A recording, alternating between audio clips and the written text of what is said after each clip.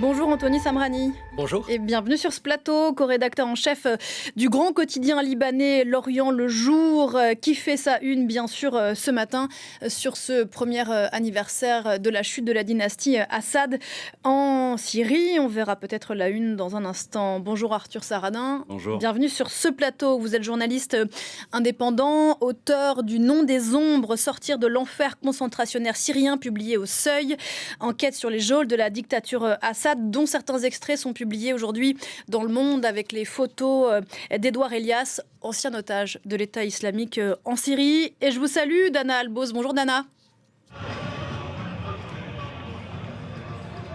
Bonjour. Vous êtes notre correspondante, la correspondante de France 24 à Damas. C'était il y a un an aujourd'hui, le 8 décembre 2024, le premier jour du reste de la vie de 25 millions de Syriens, la fin de 54 ans de dictature de la dynastie Assad, dynastie chassée par des rebelles djihadistes dont le chef Al-Joulani, aujourd'hui Al-Shara, est devenu président. La Syrie fête depuis plusieurs jours déjà ce nouveau départ, mais cette journée de lundi qui commence va être marquée par plusieurs temps forts, dont un grand rassemblement sur la place des Omeyyades en plein cœur de Damas. Dana, vous êtes vous-même syrienne, vous êtes rentrée en Syrie à la faveur de la chute du régime il y a un an, comme plus d'1 million d'exilés.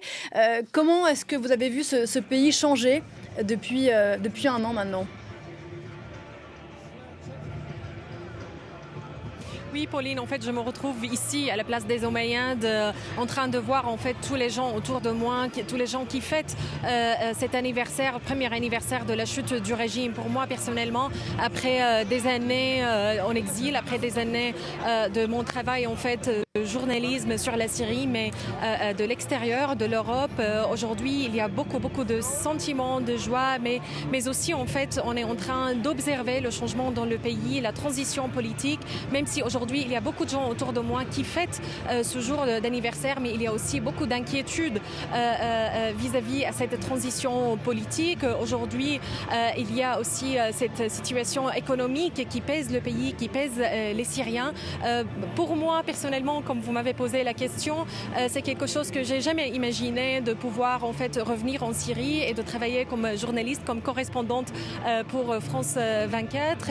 Et comme tous les Syriens, on espère en fait qu'il y aura une liberté de presse dans cette nouvelle Syrie, qu'il y aura aussi de la place pour la société civile, pour les femmes, pour tous les Syriens. Aujourd'hui, on sait très bien que ce qui s'est passé en fait pendant cette année, c'était pas évident pour beaucoup de Syriens. Il y a eu des violences sectaires, des tensions dans le sud de la Syrie, à Soueida par exemple, comme sur la côte également. Et aujourd'hui, par exemple, on voit ces scènes de joie à la place des Omeyyades autour de moi, mais par exemple au nord-est, dans les régions qui sont sous les autorités ou sous le pouvoir kurde, sous les SDF, aujourd'hui les rassemblements sont interdits. Du coup, c'est pas possible en fait pour les Syriens d'être là-bas. Et par exemple sur la côte où il y a beaucoup d'Alaouites qui ont été visés par des massacres en mars dernier, la joie n'est pas partagée par tous les Syriens, je peux dire.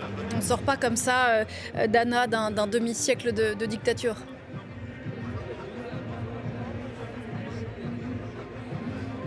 Exactement. Il y a pour cette transition politique, il y a beaucoup de défis. Il y a les défis sécuritaires. Aujourd'hui, par exemple, sur la place des Omeyyades, on commence à voir en fait des milliers de personnes qui arrivent avant que les célébrations officielles commencent. Mais on regarde et on observe aussi un important dispositif de sécurité des forces de l'ordre qui sont partout autour de la place des Omeyyades et aussi à Damas. On parle aussi des défis économiques pour le pays. Aujourd'hui, plus de 80% des Syriens, ils vivent sous le seuil de pauvreté après des années de guerre et de destruction et après un régime de dictature qui est resté dans le pays pour plus d'un demi-siècle.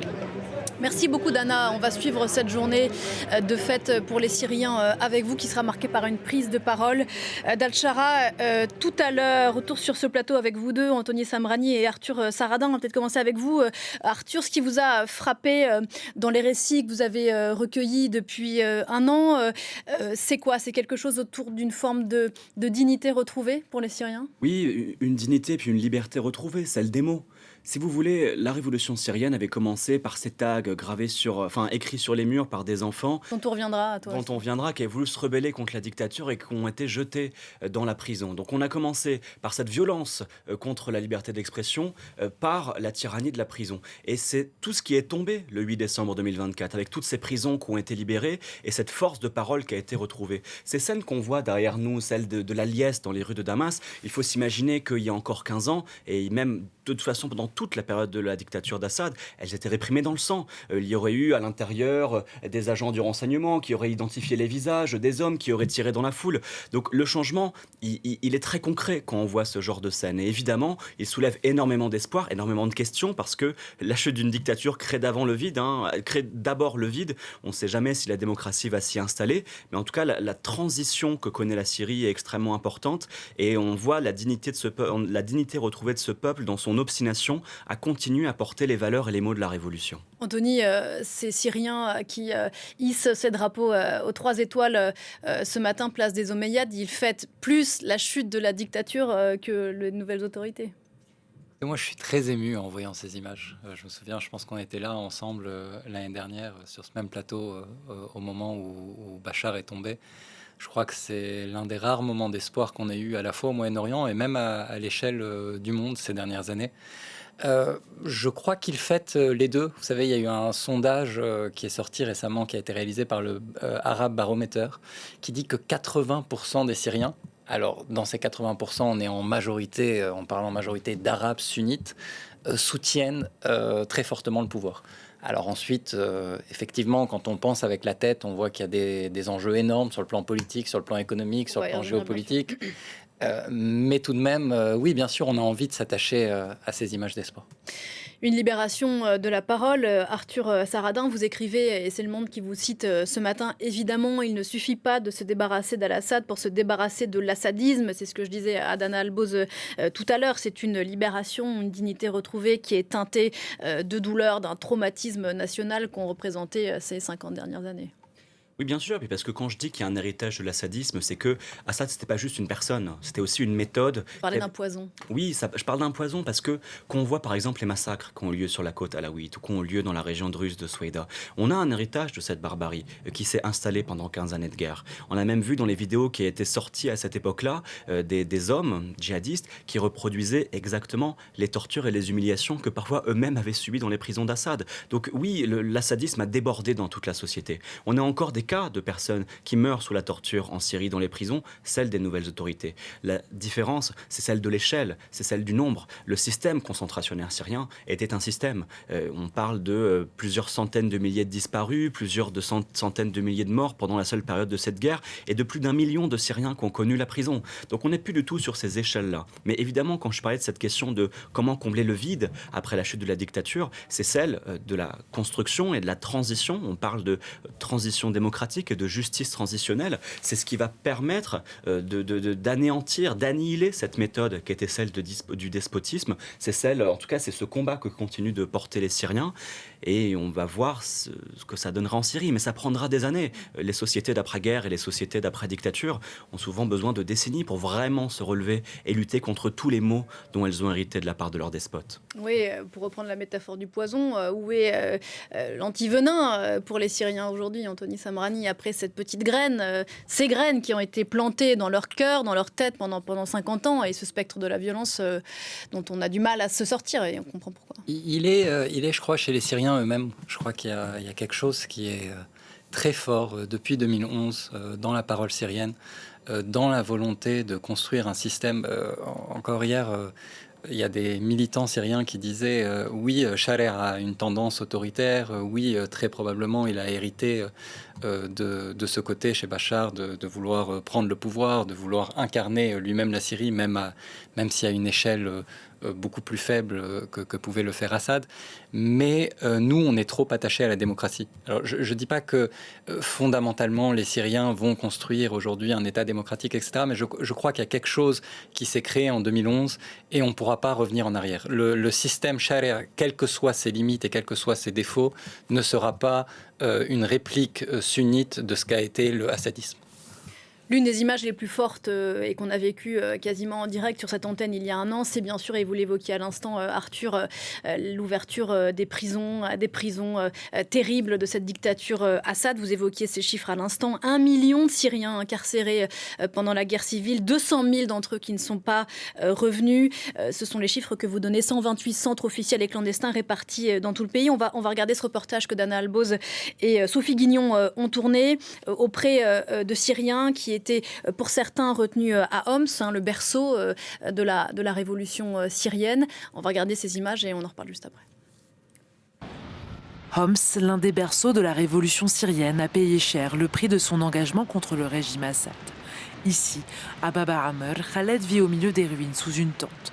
Enfermé pendant 13 ans, il devait être exécuté le 8 décembre dernier. C'était très difficile de reprendre contact avec la société quand je suis sorti de prison. Honnêtement, je n'ai retrouvé personne ici. J'ai essayé de contacter ma femme, mais elle n'a pas voulu de moi. Et la plupart de mes amis étaient à l'étranger.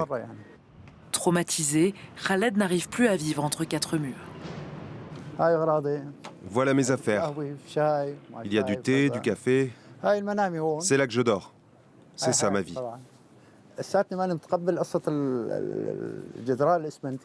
Je ne supporte plus les murs en ciment après plus de 13 ans en prison. Honnêtement, je me sens mieux dans une tente. Comme Khaled, des centaines de milliers de Syriens ont été emprisonnés dans les geôles de la dictature. Aujourd'hui, des initiatives pour leur venir en aide émergent, comme ici à Damas, où cette association démarre tout juste un programme de santé mentale. On était tous dans la même prison. Lui, il était avec moi, eux aussi, et c'est lui qui m'a ouvert la porte. Ces anciens détenus de Sednaya ont été libérés il y a un an, le jour de la chute du régime. Ils viennent pour leur première séance de soutien psychologique. As-tu des antécédents médicaux? Ça m'arrive d'avoir des spasmes. As-tu des pensées morbides? Je suis déjà mort. Je suis mort à l'intérieur. Qu'est-ce qu'il reste de ma vie?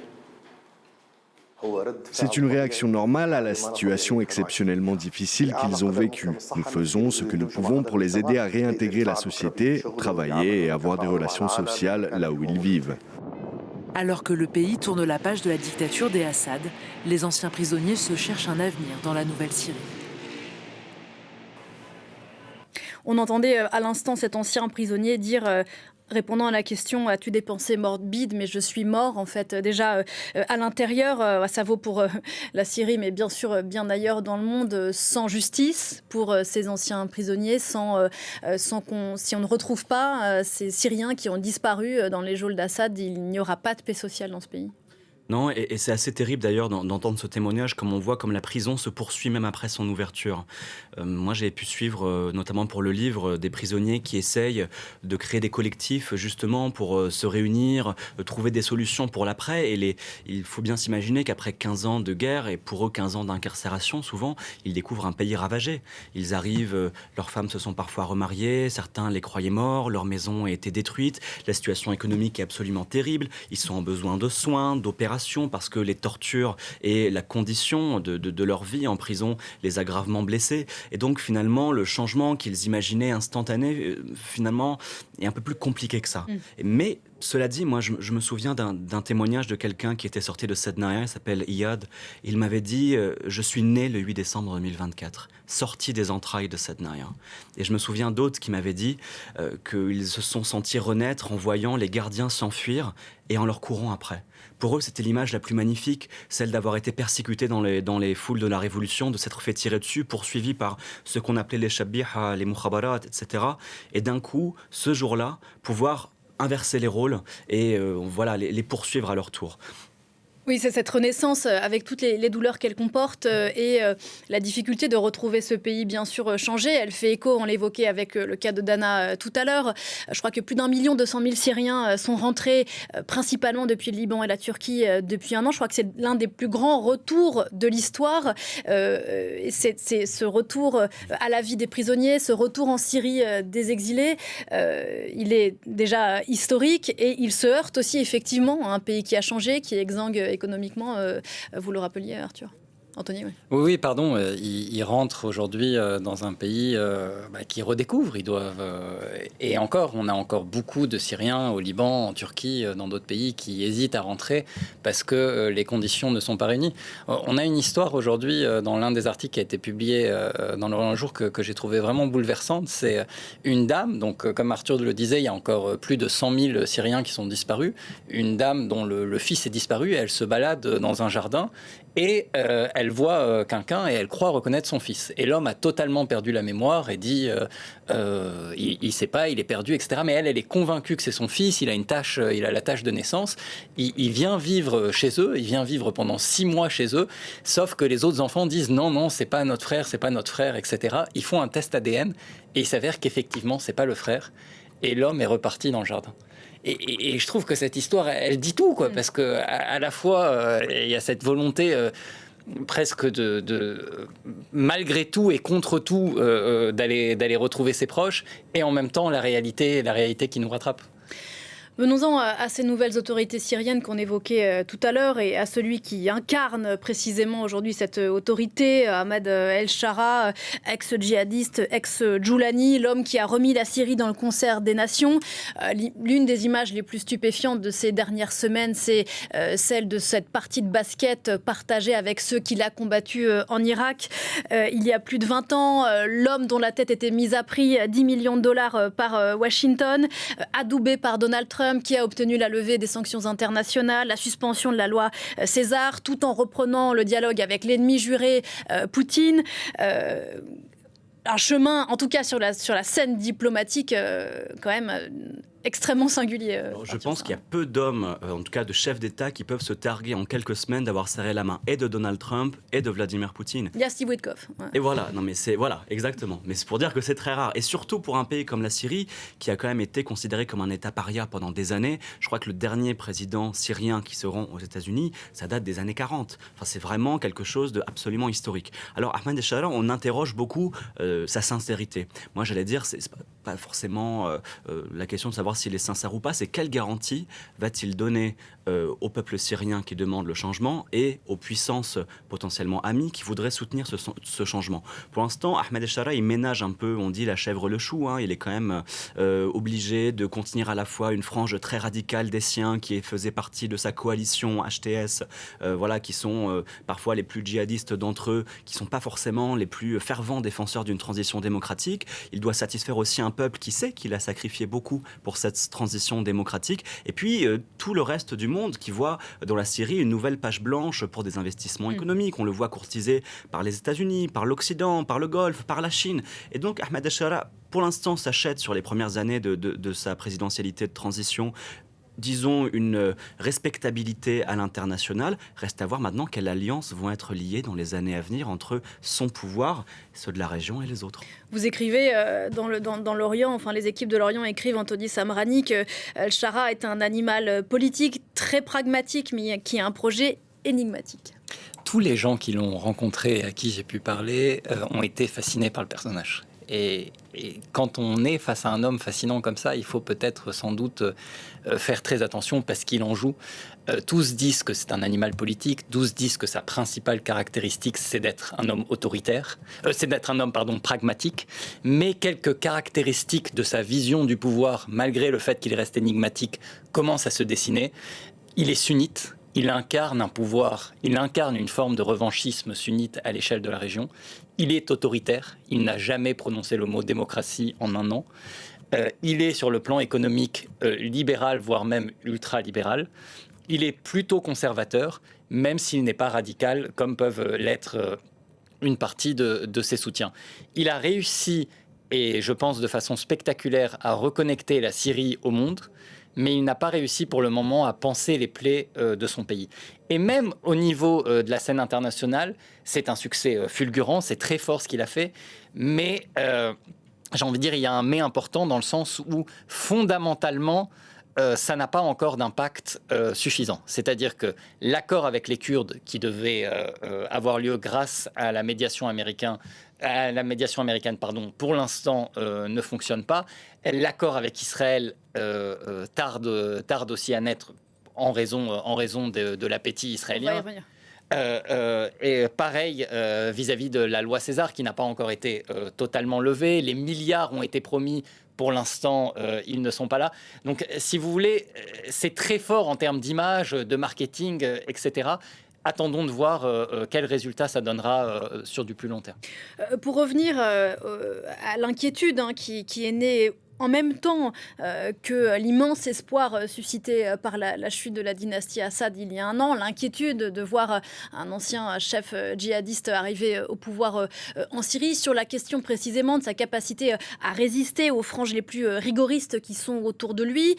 Est-ce qu'il résiste? Et si oui, est-ce qu'il peut résister longtemps, Arthur Sahana? Alors il résiste jusqu'à un certain point. Quand on voit les massacres qui ont été perpétués dans la région de Soueida ou sur la côte alawite, on sait très bien qu'il y a eu une impossibilité. Donc je précise, les massacres qui ont visé la communauté alawite, celle de Bachar el-Assad et des Druzes. Et voilà, qui sont des minorités en Syrie, et les crimes, en tout cas les massacres qui ont été perpétrés l'ont été pour la plupart par des djihadistes internationaux qui font maintenant partie des nouvelles troupes de la nouvelle armée syrienne, qui sont celles des nouvelles autorités, et on voit que justement ce commandement militaire ne parvient pas encore à contenir ces éléments. Parce que c'est trop hétéroclite? Parce que c'est très hétéroclite, et puis parce que le nouveau pouvoir est très jeune. Jusqu'à présent, il contrôlait une poche, la poche d'Idlib, qui était une toute petite poche rebelle au nord, qui n'était pas spécialement un modèle de démocratie ni pour la presse ni pour les autres, mais qui aujourd'hui se retrouve à la tête d'une nation qui n'est pas non plus unifiée, parce que plusieurs administrations cohabitent en Syrie. Vous avez le nord-est qui est occupé par des groupes kurdes, vous avez encore des poches de l'État islamique qui sont actives un peu partout dans la Syrie, etc., etc. On a un pays qui est à la fois mosaïque, un pays qui est tout à fait segmenté, on le voit sur la carte, ça c'est encore l'état de la Syrie aujourd'hui. La question, c'est de savoir s'il va réussir à construire des institutions qui sont assez structurées pour permettre le contrôle, et en tout cas la stabilité déjà sécuritaire du pays. Sachant, oui, mais j'allais rajouter quand même qu'il y a un bon allié dans cette lutte, c'est le peuple syrien lui-même. Il y a certaines circulaires qui ont été, en tout cas des lois circulaires qui ont été promulguées par les nouvelles autorités, qui ont fait l'objet de vives contestations. Je me souviens par exemple dans les premiers mois de la libération, une circulaire sur l'école qui visait à enlever quelques cours d'art et de musique pour les remplacer par des cours de théologie, levée de boucliers immédiate sur les réseaux sociaux et de la part des Syriens qui n'ont pas spécialement envie que la dictature soit remplacée par une théocratie. Et le pouvoir a plié immédiatement. Et c'est le cas sur beaucoup de sujets. Donc aujourd'hui, il y a une transition démocratique qui se fait majoritairement par le dialogue. Ça n'empêche pas des épisodes de barbarie qui sont perpétués ça et là en Syrie. Mais encore une fois, ça va prendre des années, cette transition. La question, c'est de savoir qui va vaincre à la fin de ces années. Pour l'instant, il y a quand même des forces encore en Syrie, et même au sein des nouvelles autorités, qui se battent pour une véritable transition démocratique. Je voudrais qu'on revienne sur ce que vous disiez tout à l'heure et l'exemple d'Idlib et à quel point la gouvernance actuelle est calquée sur ce que HTC avait fait à Idlib. Mais précisément, il y a eu quand même récemment des élections législatives assez baroques auxquelles ni les Druzes ni les Kurdes n'ont pu voter. C'était des grands électeurs choisis par le régime qui ont voté dans un parlement qui n'est quand même pas très représentatif de la Syrie d'aujourd'hui. La question des femmes, tentation autocratique. Vous évoquiez à l'instant que Al-Shara gouverne par décret, sauf erreur, il n'a pas de Premier ministre.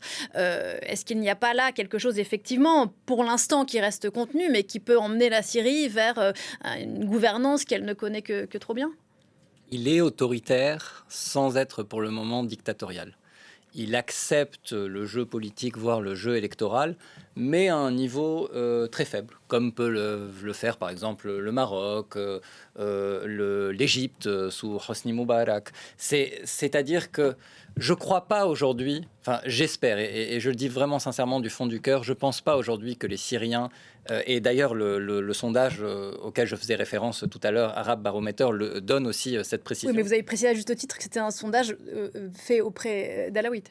De sunnites, pardon. Non, c'est un sondage qui, dans le soutien au régime, la majorité sont des Arabes sunnites, mais de façon générale qui interroge la population syrienne. Et sur la question de la démocratie, on voit qu'il y a une large majorité des Syriens qui sont attachés à une forme démocratique. Quelle forme elle prendra ?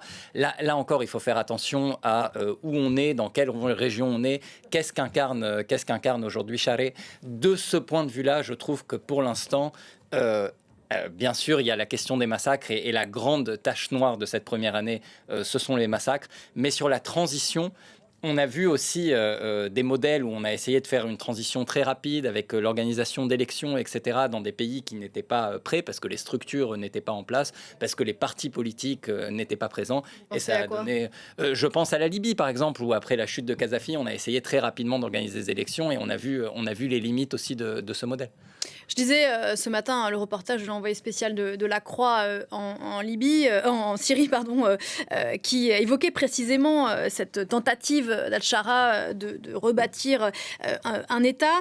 Et notre confrère de la Croix écrit précisément sur le modèle de son ancien fief d'Idleb, avec une forme de reproduction quand même d'anciennes structures de contrôle et de surveillance de la dictature qui ont tendance à être reproduites plutôt que détruites. D'ailleurs, vous évoquiez les institutions. Il me semble que Shara a mis ses hommes, bien sûr, à la tête de tous les ministères. En revanche, les fonctionnaires, eux, sont toujours ceux de la dictature Assad. Ils n'ont pas changé. Toujours ceux pour les petites mains, c'est toujours ceux de l'ancien régime. Il y en a beaucoup qui ont fui en réalité dans les pays voisins ou même ailleurs, même jusqu'en Europe. Oui, alors quand même, il y a eu dans les nominations des choix très surprenants. Je me souviens par exemple de cette première mouture de constitution qui avait été créée. C'était 6 personnes, juristes pour la plupart, qui n'étaient pas tellement des proches d'Al-Shara. Il y avait même une juriste kurde qui avait été mandatée avec d'autres pour écrire la constitution. En tout cas, cette ébauche qui va être discutée ensuite par une assemblée, j'imagine, constituante. Aujourd'hui, il faut aussi comprendre que les conditions du jeu démocratique en Syrie, ils sont quand même très faibles. Pour donner une image de comment on peut organiser une vraie élection, vous avez mentionné cette élection un peu bizarre où en effet on avait voté pour le régime avait choisi des grands électeurs. Il y avait une très faible représentation des femmes aujourd'hui dans ce qui va composer la nouvelle assemblée syrienne. Mais il faut s'imaginer ce que c'est d'aujourd'hui organiser des élections en Syrie. C'est quasi mission impossible. À la fois, ça coûte très cher. La Syrie n'en a pas les moyens. C'est un enjeu sécuritaire énorme. Encore une fois, je parlais de la présence de l'État islamique, des gens qui vont se réunir dans des bureaux de vote pour un projet démocratique à telle heure, tel lieu, dans des villes détruites, c'est une cible parfaite pour les terroristes. Il y a aussi la question des moyens politiques de permettre cette élection. Des partis politiques se créent en ce moment en Syrie, sont encore naissants.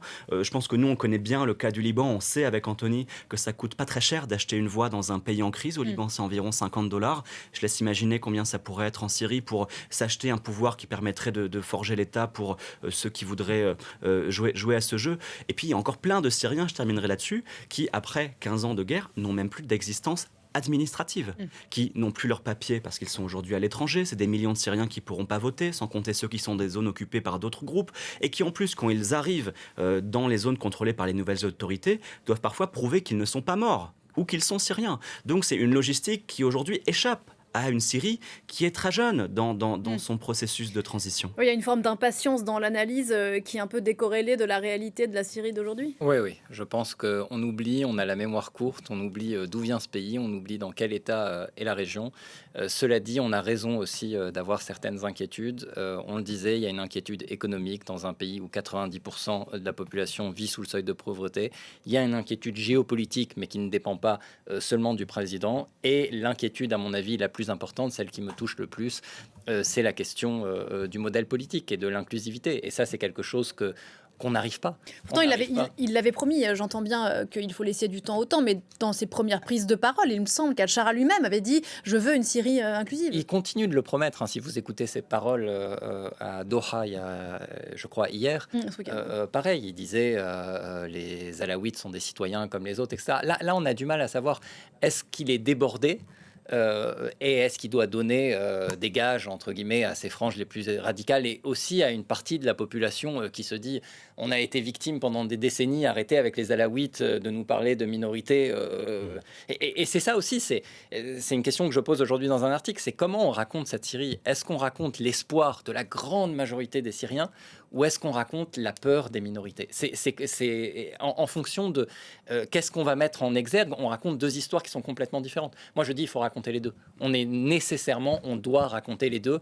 Et sur cette question de l'inclusivité, je vous disais, c'est quelque chose qu'on n'a pas réussi à l'échelle de la région, et y compris au Liban, même si peut-être mieux que les autres, depuis la chute de l'Empire ottoman, pour dire à quel point c'est un enjeu historique et vraiment essentiel au cœur aujourd'hui de cette région qui s'appelait autrefois le Levant. Oui, on demande à la Syrie aujourd'hui de réaliser quelque chose que la région dans son ensemble n'est pas vraiment parvenus à faire. Oui, que nos propres démocraties ont mis parfois des siècles à construire. Le processus démocratique, c'est un processus qui, si on le veut stable, est forcément un processus organique. On a d'ailleurs vu ces dernières années que toute tentative d'imposer, notamment via un État tiers, la démocratie quelque part, n'a jamais fonctionné. Parce que la démocratie, c'est un enjeu de lutte. Donc c'est un enjeu de sacrifice. C'est ça qui est très rassurant, j'allais dire pour moi, dans ce qu'on voit en ce moment en Syrie, c'est que, encore une fois, les Syriens, ils ont conscience du sacrifice et de prix qu'ils ont payé pour accéder à cette démocratie. Et eux, ils ne sont pas impatients. Ils le sont, évidemment, et d'ailleurs... Parce que ça fait quand même 15 ans qu'ils... Oui, et je me souviens, le jour de la libération, ces Syriens qui étaient persuadés que tout allait changer, que l'électricité allait revenir, que l'eau allait revenir, mais la réalité matérielle de la Syrie rentre en contradiction avec ces espoirs, et beaucoup, aujourd'hui, poursuivent une forme de lutte. La question, c'est de savoir si la lutte sera armée ou si elle sera politique. L'espace qu'on va créer en Syrie, cet État qui va se refonder, doit garantir un terrain pour une lutte politique que les Syriens continuent de mener aujourd'hui en portant des causes, en portant des initiatives individuelles, des projets de réforme, etc. Il y a plein de forces vives en Syrie aujourd'hui qui tentent de repenser le pays.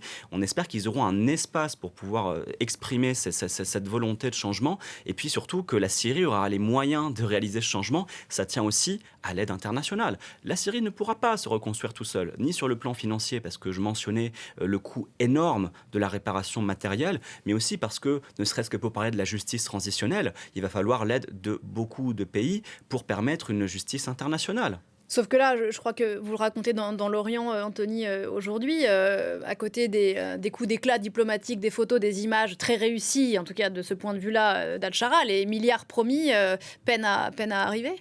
Oui, pour plusieurs raisons. Parce que la loi César n'a pas été complètement abrogée.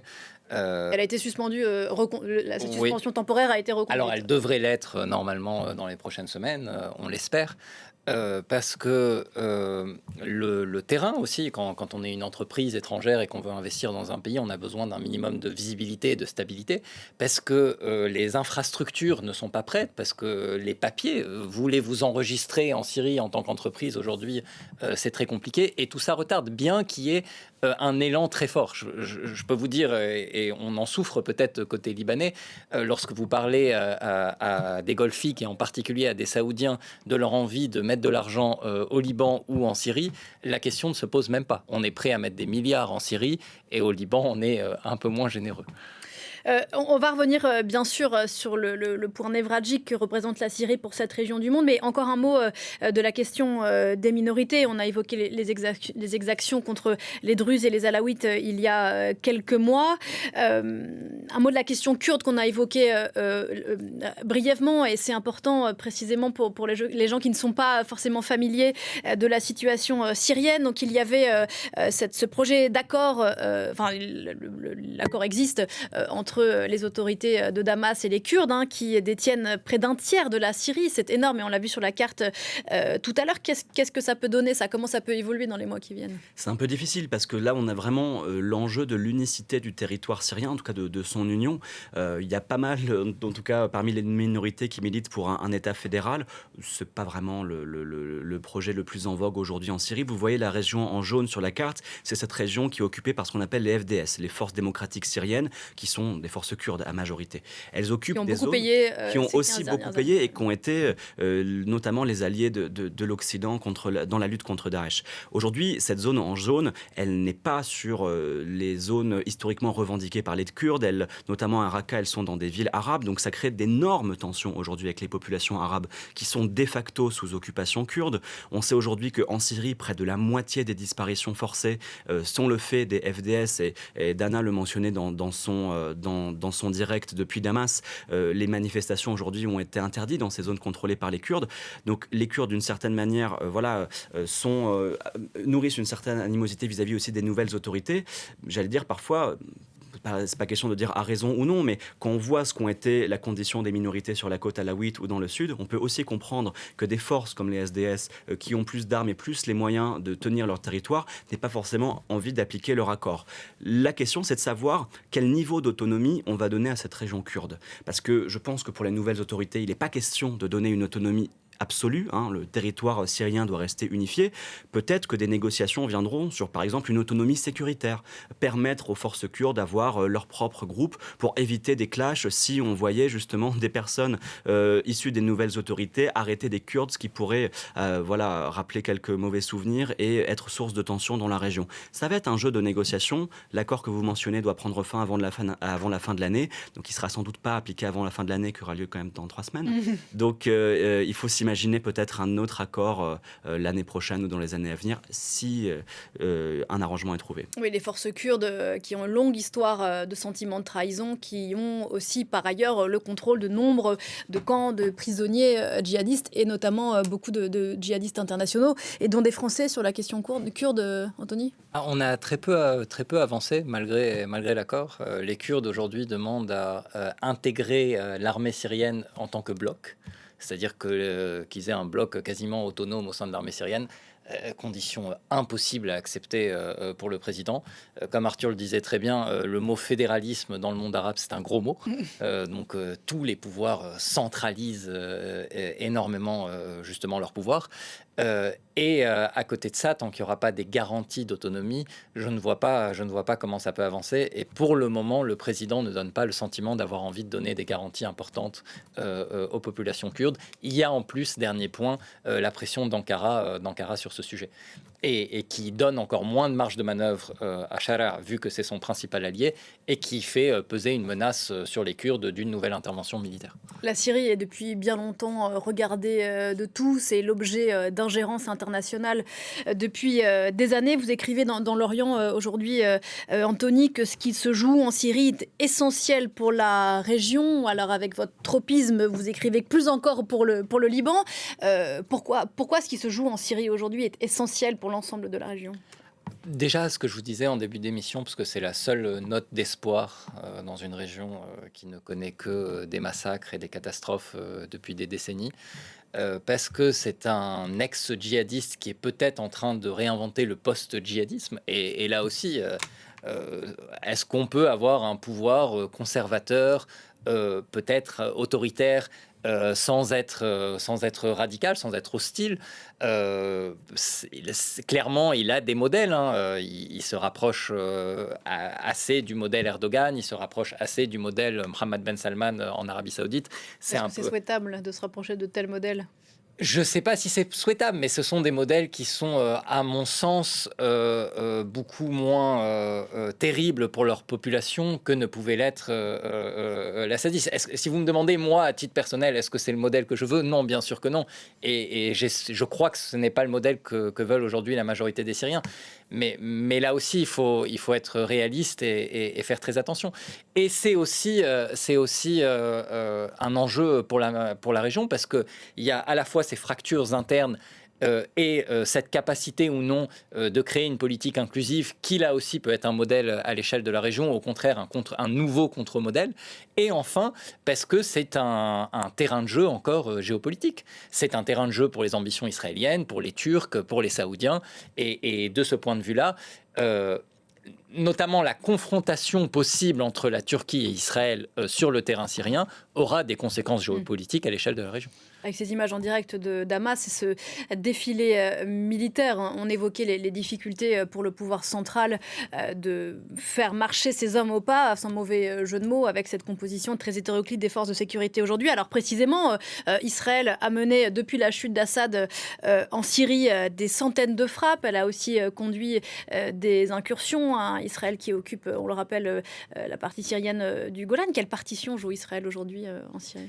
Un peu compliqué, vous l'avez mentionné, moi je me souviens très bien le 8 décembre à Damas. Alors on n'est pas d'internet quand on rentrait en Syrie, mais on avait vu ces bombardements qui étaient absolument partout dans la région de Damas. Et d'ailleurs un peu partout en Syrie, parce que la première chose qu'a fait l'armée israélienne à la chute de Bachar el-Assad, c'est de détruire les capacités militaires de la Syrie qui allaient être évidemment fatalement prises par les rebelles. Pourtant les rebelles qui n'ont montré aucune animosité vis-à-vis de l'État d'Israël. Ahmad al-Shara a dit très rapidement qu'il ne s'en prendrait pas à l'État d'Israël. L'armée israélienne syrienne a envoyé des troupes plus au nord du Golan, qui est déjà occupé depuis 1967, pour occuper des régions qui sont des petits villages, des régions agricoles, tout au sud de la Syrie. Donc oui, on a cette politique expansionniste, mais j'allais dire qui est assez classique du côté israélien, parce qu'on le voit nous-mêmes au Liban depuis la guerre de ces 2 dernières années, des points de position de la frontière qui ont été conquis par l'armée israélienne. Donc c'est une politique, j'allais dire, classique de colonisation de la part de Netanyahou et de ses alliés. On avait vu Trump demander à Ahmed Shara de rentrer dans les accords d'Abraham. Alors l'idée c'était C'est-à-dire normaliser les relations entre normaliser les relations. Je pense que diplomatiquement, c'est quelque chose d'assez impossible, parce que pour rentrer dans les accords d'Abraham et donc de reconnaître l'État d'Israël, il faut reconnaître ses frontières. Donc il faut régler la présence israélienne sur les zones syriennes, à la fois dans le Golan et au dehors. Peut-être que pour l'instant, l'enjeu à minima, pour en tout cas Trump et ses alliés, ça va être de garantir un cessez-le-feu permanent, une forme, voilà, on va dire, qui précéderait les accords d'Abraham. Mais il va évidemment falloir régler cette question des frontières, qui est absolument fondamentale entre les 2 États. Et qui des 2 États voudrait régler cette question des frontières? Les Syriens, j'imagine, mais les Israéliens, pas certains. Les Israéliens, aujourd'hui, sont plus dans une logique d'être face à un pouvoir central faible, face auquel ils peuvent bombarder quand ils le veulent et où ils le veulent, et entretenir des relations de proximité très fortes qui ont des impacts sur la scène intérieure syrienne, avec les Druzes et dans une moindre mesure avec les Kurdes. Il y a des négociations qui sont en cours depuis des mois entre les Syriens et les Israéliens, et ces négociations, elles butent sur le fait que les exigences israéliennes sont beaucoup trop élevées. Aujourd'hui, les Israéliens ne veulent pas se retirer des territoires qui ont été conquis après la chute de Bachar, donc on parle même pas du Golan, et veulent en plus que 3 provinces du Sud soient totalement démilitarisées. Donc même si Ahmed El-Sharer n'a pas, en tout cas en privé, de ce que j'ai pu comprendre, un discours hostile ou viscéralement hostile à Israël, même s'il serait prêt peut-être à terme à une paix, même si les conditions aujourd'hui ne sont pas réunies, et c'est impossible pour lui, ne serait-ce que de faire ce premier pas, qui est simplement un accord sécuritaire, qui est le fait de ressusciter l'accord de 1974. Il ne peut pas le faire parce que les Israéliens ne donnent rien. Et là aussi, c'est une question qui se pose à l'échelle régionale, parce que en Syrie, encore plus que dans d'autres contextes, les Israéliens ne peuvent même pas évoquer le fait qu'ils sont sur la défensive ou ils sont face à un adversaire qui pose une menace sécuritaire pour eux. Quelle menace sécuritaire ? Le régime n'a rien fait, il se laisse bombarder sans répliquer depuis maintenant 1 an. Alors quoi ? C'est une logique classique de prédation et de déstabilisation des voisins d'Israël par l'État central. Tel Aviv, historiquement, a appliqué cette politique sur l'autorité palestinienne en divisant l'autorité palestinienne en soutenant le Hamas. La politique de colonisation en Cisjordanie est une politique de déstabilisation de son voisin. On voit la même chose aujourd'hui au Liban avec ce qui s'est passé pendant la guerre et les pressions israéliennes qui sont exercées depuis le cessez-le-feu. Quand même, au Liban, on parle de 10 000 violations du cessez-le-feu selon les casques bleus depuis son entrée en vigueur il y a un peu plus d'1 an. Et bien, foncièrement, c'est la même politique. Et ça peut déstabiliser ce pouvoir naissant ? Ça dépend à quel point. C'est la plus grande menace. On a eu cette inquiétude quand, souvenez-vous, sur cette place qu'on a vue en direct, il y avait un ministère qui avait été bombardé par l'armée israélienne. C'est la première fois que l'armée israélienne, depuis la libération, bombardait Damas. Plein cœur de Damas. En plein cœur de Damas. Donc c'était quelque chose. C'était au moment des massacres dans la région de Souaïda. Donc en tout cas, militairement, les Israéliens ont absolument les moyens, dans une Syrie divisée, faible et en totale instabilité, de créer le chaos. Maintenant, il y a aussi les Américains qui sont au milieu. Pour l'instant, Donald Trump, qui a pu donner son feu vert sur d'autres régions du monde, a contenu les opérations militaires israéliennes sur la Syrie parce qu'il est en négociation avec le nouveau pouvoir syrien. Mais évidemment, les Israéliens ont les moyens de créer le chaos en Syrie. Le veulent-ils ? Les voies de Netanyahou sont impénétrables. Celle de Donald Trump aussi. Oui. D'ailleurs, Anthony, pour conclure. Non, la stabilité du pouvoir syrien aujourd'hui, elle repose sur 2 piliers. Le soutien massif d'une grande majorité de la population et le fait qu'il soit là aussi soutenu diplomatiquement par 3 pays qui comptent énormément dans cette région, les États-Unis, la Turquie et l'Arabie Saoudite. Et sur le deuxième point, effectivement, le facteur le plus déstabilisant, c'est Israël, le plus menaçant. Merci beaucoup à tous les deux d'avoir esquissé un portrait de cette Syrie un an après ce 8 décembre 2024, une date ô combien historique. Arthur Saradin, on vous lit dans Le Nom des ombres, sortir de l'enfer concentrationnaire syrien publié au Seuil. Donc quelques extraits sont publiés aujourd'hui avec les photos d'Edouard Elias dans Le Monde. Anthony Samrani, on vous lit dans L'Orient le jour, qui consacre un numéro spécial aujourd'hui à la chute de la dictature Assad et au 1 an de ces nouvelles autorités syriennes. Une émission à revoir. Merci beaucoup d'être venu sur ce plateau ce matin. Une émission à revoir en replay, réécouter en podcast. On se retrouve dans un quart d'heure pour un nouveau journal. Ce sera notamment le fait politique avec Flore Simon. À tout à l'heure.